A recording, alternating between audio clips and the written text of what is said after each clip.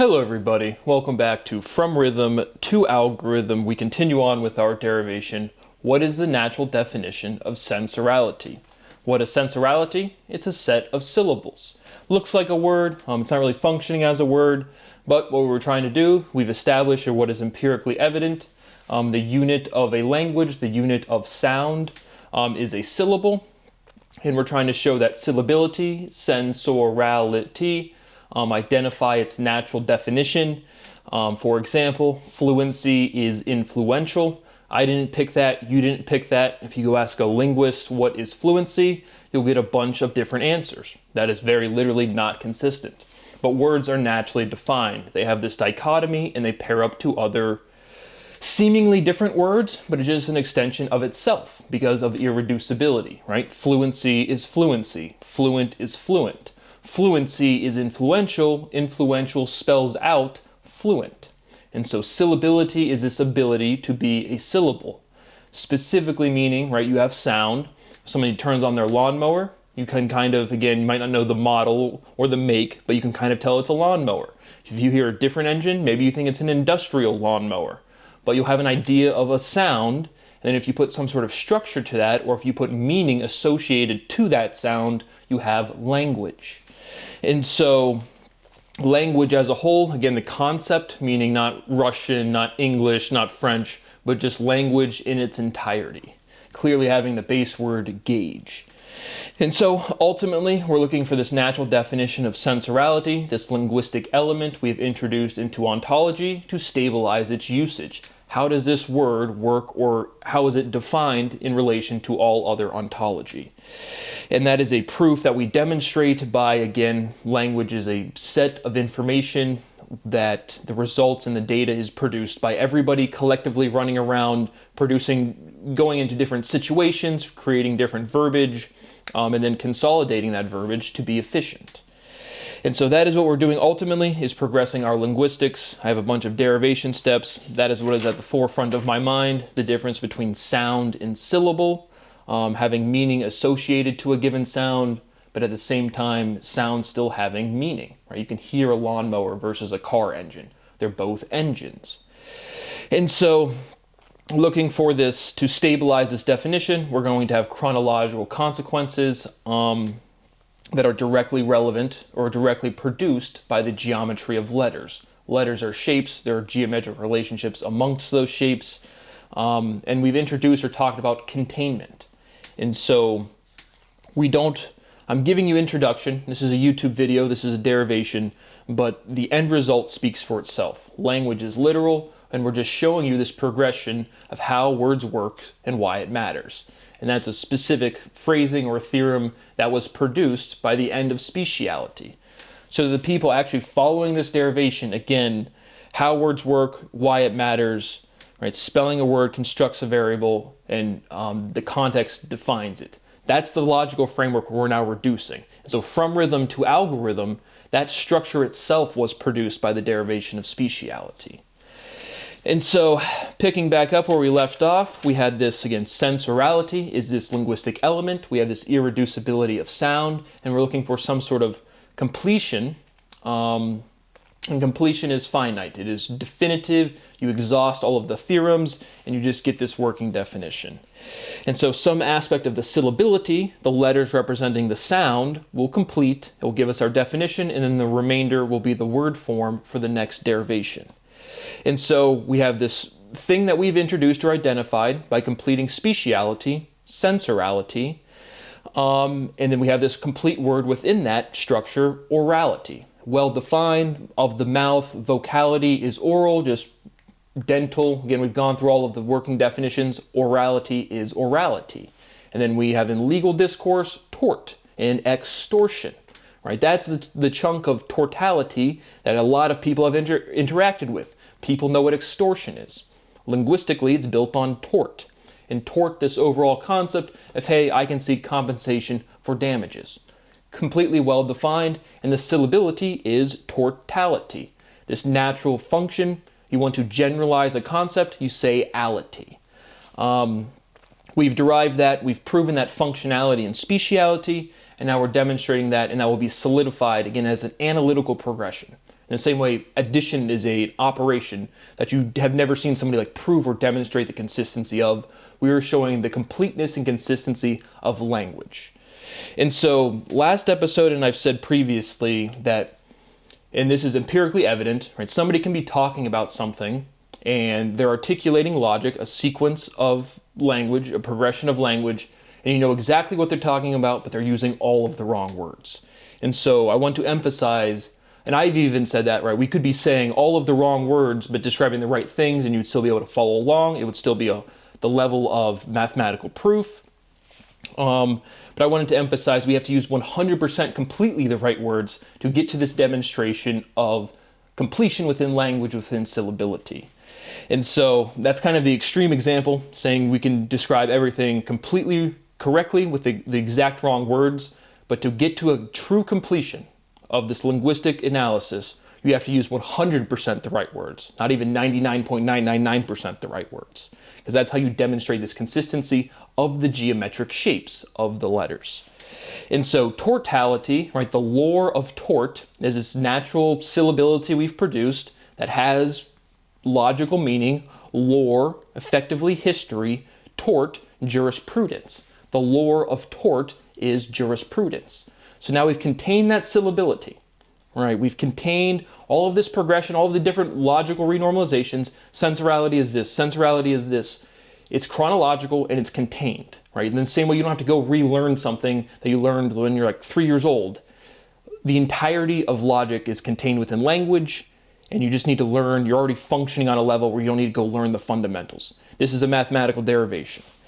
And so, but we had lorality, just the generalization of the concept of lore, of history. Lorality is tortality.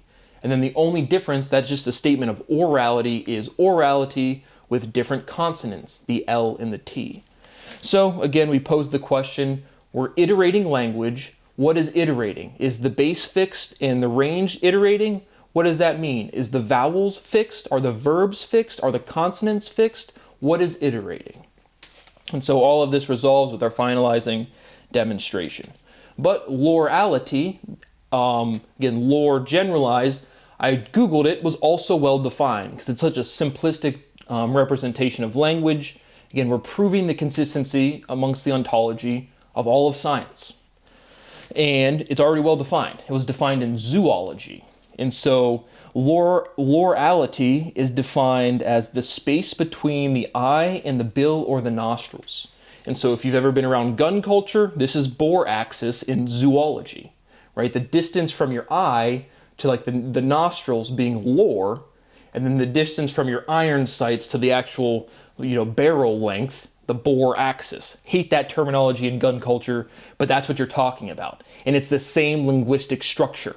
So now we've connected gun tubers, just gun culture in general, because again, you're talking about well-defined geometric things. The distance from the eyes to the end of the nostrils, I've never heard of loreology, I've never studied zoology, but just the structure of word was so simplistic. Hey, this is probably defined. And it was. But lore axis and bore axis, lorality, borality, it's the same thing. And so that's worth pointing out. But now, again, we can kind of say, okay, what is iterating, consonants or vowels? We were outside of results of one language, right? Do we have is demonstrating the specific solution, integration of sensorality?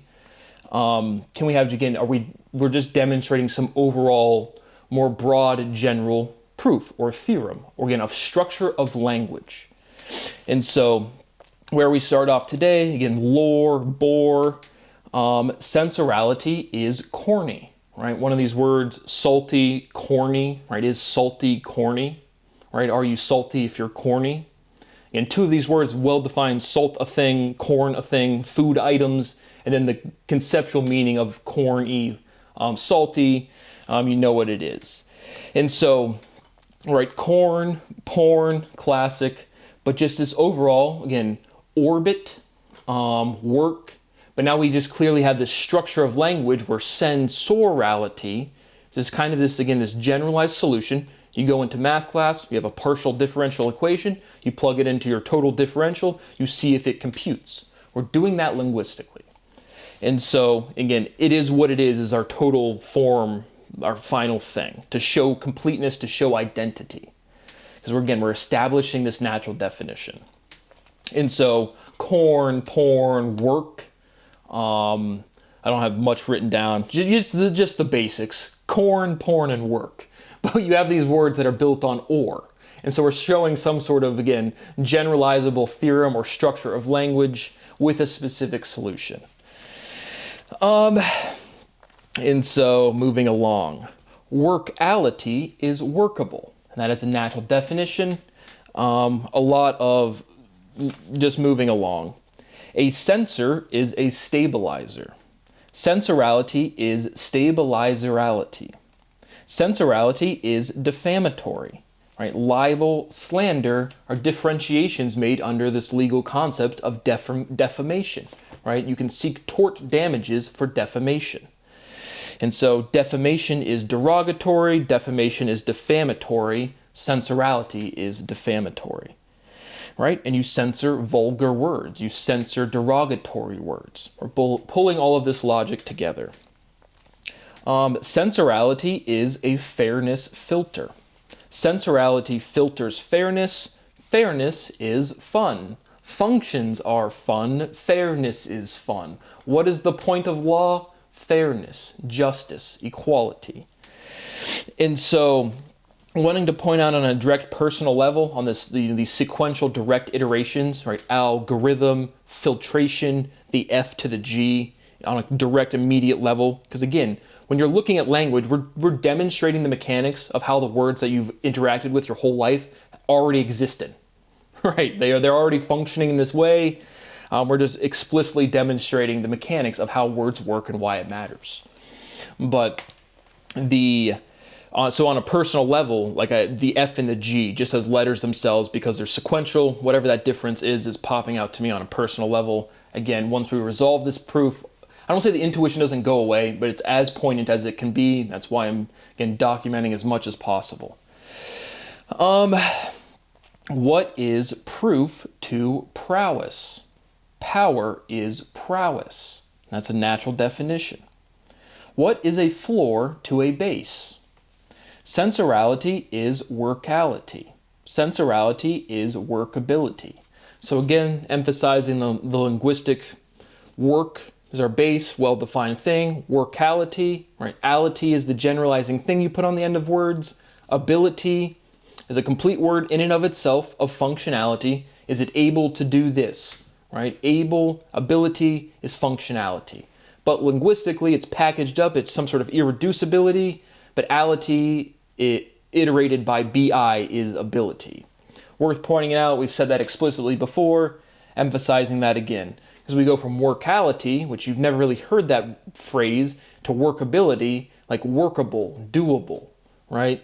Those are phrasings that you say and you produce naturally in conversation every day. So why one form over the other? Moving along. Hustling works over. We've said again, we're looking for the natural definition. We've used the terminology working definition. Words are naturally defined. How do definitions work? And we have something that exists, and then we have some sort of opposition, some that is produced by inversion. That's our fundamental stability of two. Thing exists, it inverts to differentiate. That differentiation stabilizes. All things have this fundamental component of two. Yin yang, up down, left right, yes no. Psychology is dichotomistic. And so definitions work by associating sound to a unique meaning. How does differentiation work? Right, it does a different function. You go into the woods, you see a random object, you're going to pick it up and say to yourself, what does it do? And even if you don't know words, you're going to assess that intuitively. And so definitions map sufficient differentiation. It has to be sufficiently different to get a definition. What is fluency to prudence? Emphasizing the word forms. Sensorality is prudent, right? Everyone's went to high school, oh, she's a prude. Prudent is diligent, emphasizing this dent, right? Identity, a direct iteration from sensor with a C, then gent, and then the d and the g, I even have like the Cyrillic letters, but just a lot of native Russian. It's just this iteration of the D in the G. Just worth pointing out, again, highlighting these geometric identities or stressing different parts of this analysis when it's directly relevant to the derivation. Outside the derivation, you can just look at letters and say, this looks like that, this looks like that. It's true, it's valid, it's just not that poignant. Injury. Sensorality is injurious. Sensorality is injuriosity. Damage is injury. Jurisprudence is tort law. That's what we let off with. Jurisprudence is precedence. Sensorality is precedence. Sensorality is prudentiality. We have that base dent. It's a natural definition. It's still just a direct iteration of censor with a C. Is identity prudent? Right? People don't want to be seen as prude because that's bad for their identity or whatever. Again, just highlight, just showing the consistency of language. None of the concepts or the logic behind it means anything. Or it means something, but it's not the point. Prudence, providence. Prudent, evident. Sensorality is rudimentary. Sensorality is rude. Rude, prude. Is prude rude? Rudimentary is basic. Foundation is rudimentary. The opposite of rudimentary is complementary. Right? The opposite of being rude is to complement. Just working through our derivation. The pronunciation on that one strikes me as funny. Rudimentary. And that's where I want to go back to Greg's. Both get on the tube, go straight to Greg's, get a sausage roll, and say it is extraordinary. Rudimentary. Saying it in American English sounds funny. Rudimentary. Rudimentary. Just something sounds funny for me to point it out. So we can restate the fundamental theorem of functionality. Sensorality is how orality works. Right? It's a natural definition, it's self-contained, and now we're stating what sensorality does. It's how orality works. Self-contained, because again, even once we generate this self-contained question, the answer is sensorality, then this analysis and derivation process just continues. And sensorality just becomes a working definition that's a part of this overall iteration process. What is deducibility to irreducibility? Right, the deduce to reduce. Right, you can only deduce to irreducibility. We've pointed that out before, again, showing you every step that's worth, because there's a lot more steps that are just shapes of letters, classes of letters, analysis that means nothing to you. Moving along. Sensorality is oratory. Sensorality is oratoriality. Sensorality orates. Orality orates. Natural definition, because again, a step like that is very clear. But like, why is it this late in the derivation? Again, just presenting the information chronologically. This is in order. Orality is orability. Sensorality is orability. All right, so what is order to work? All right, they're both kind of, see how it's just a direct iteration of the same thing? And so we're finding this, again, unique linguistic chronological consequence that it is undeniable, that is definitive, and I still won't have rights and my life is still fucking over. Anyway, moving on. Energy, orgy. Sensorality is orgiality. Sensorality is orgiality. Sensorality is gullibility. Sensorality beguiles. Does orange rhyme with orgy? What is verbalization to pronunciation? Again, emphasizing this noun-verb chronology. We have all of these words base ing, that's our fundamental syllable, empirical evidence representing vibration, the limit of rhythm. You say the word verbalize. I will also cumbersomely say verbiage, not really know which one to say. But then pronunciation, right? You have enunciation, a given instance of pronunciation. Pronunciation is to ontology, the quote-unquote correct, the most resonant way to articulate a given sound given a given anatomy, right? We have big teeth, it's cumbersome for us to pronounce things, certain sounds. That's for another video. But we have this verb right? Pronunciation is built on noun. Pronounce is literally the word pronounce. But then you say verbalize, right? So what is verbalization to pronunciation? And then again, why do we go from pronounce to pronunciation without that O? Is a clear reduction something.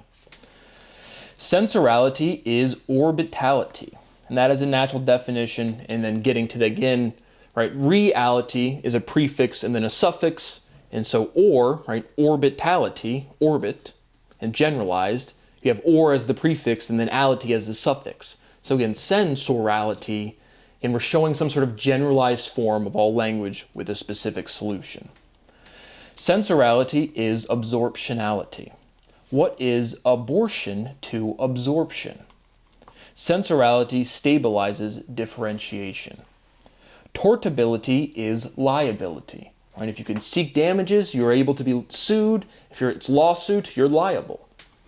But now, again, liability, linguistically built on the word ability, which is this iteration of ality with some sort of prefix, right? Well, we have another word that's directly built on that, pliability.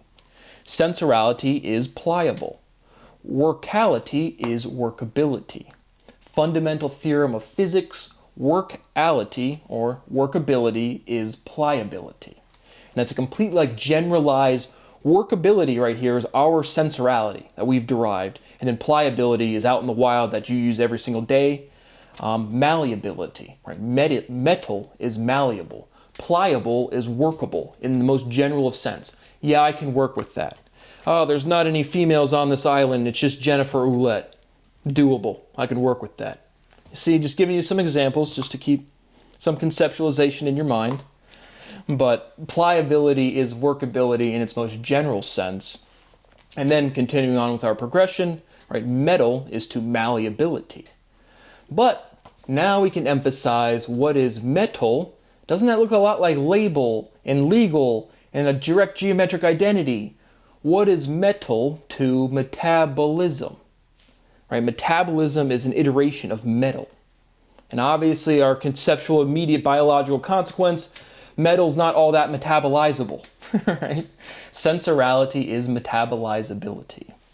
And so those were our two kind of big, right? Directly, literally, algorithm is just an iteration of logarithm. Conceptually, it means this, again, this inanimate filtration process, which is metabolism. But metal is iterated by bism or boism, or again, it's an iteration. Metal is to metabolism. And it's an obvious, clear biological, again, opposition or differentiation, right? Metal is not metabolizable naturally to human beings. Worth pointing out, are algorithms metal?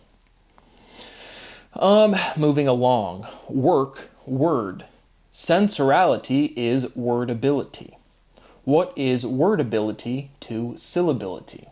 Syllability, the ability to be a word. Wordability, the ability to be a word. Syllable, the fundamental unit of a word, right? And it's, again, this overall intuitive concept. You have irreducibility in syllability, going from a sound to a structured thing associated to meaning. And then you put those in a complete reduced form.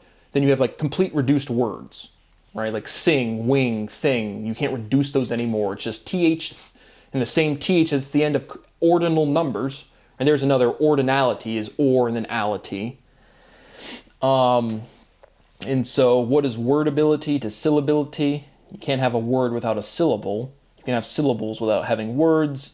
Again, getting to this direct, undeniable, consequential conceptualization represented by linguistics. What is wordability to liability, right? This is the whole concept throughout all of history. What does your word mean to you, right? Is your word as good as your life? Can I take you at your word? What is wordability to liability? So we can say the fundamental theorem of legality. Word is law. Right? This irreducibility, you can't break the law. You can't break irreducibility. Words are irreducible. Sensorality is a war of words. Sensorality is for word. like the direction, forward, backwards, right? Now we're to the chronology of directionality. We're not going to try to answer it right there. Well, now we have a little clue. Up, down, left, right, one syllables. Forward, backward. The z-axis, what are you doing? What are you doing, step axis? Wow, I should probably stop talking. Anyway, but again, up, down, left, right, those are one syllables. Now we have this, again, syllability is irreducible, and we have this numeric representation of that elementality. Forward, two syllables, backward, two syllables, up, down, one syllable each, left, right, one syllable each. It's a difference. And then again, back to this, the universe is simple, more syllables, more differentiation, more range, more comprehensivity. Getting to the point where we can demonstrate this trivially linguistically, all of the analytical tools that we've progressed to this point. It's like if people are wondering if addition, they don't even know what addition is, and then you find the right question to ask, and then it just becomes an operation that you execute, and there's nothing to wonder about. But word is law. Sensorality is for word. Sensorality is for space ward, like a warden, W-A-R-D. Pliability, now back to our, again, expanding our definition, pliability is leniency. And if I can work with that, again, has a direct, immediate historical legal context to me. I can work with that. Hey, oh yeah, you got caught doing X, Y, Z. I'm a lawyer. I can work with that. All right, don't self-snitch. Why'd you say that to the cops? Don't say anything. I can't work with that. But in general, in total, and right, tortality is totality, but pliability is leniency. Are liens lenient? Sensorality is lenientality. Right? What is a lien to a tort? Direct, clear-cut, well-defined legal terminology with unfortunate reference to France. Right? Lyon is definitely France word sneaking in there. But what is a lien to a tort? Right? A tort, more that's, I just immediately think court proceedings, where a lien is also like a court proceedings, but if you put a lien on your house, hey, this person's delinquent, I can put a lien on it. I'm a creditor. I gave him credit. He owes me debt. He's not paid me. I put a lien on that thing. Right? So what's a tort? Right? I can sue for damages. It's kind of like the same thing.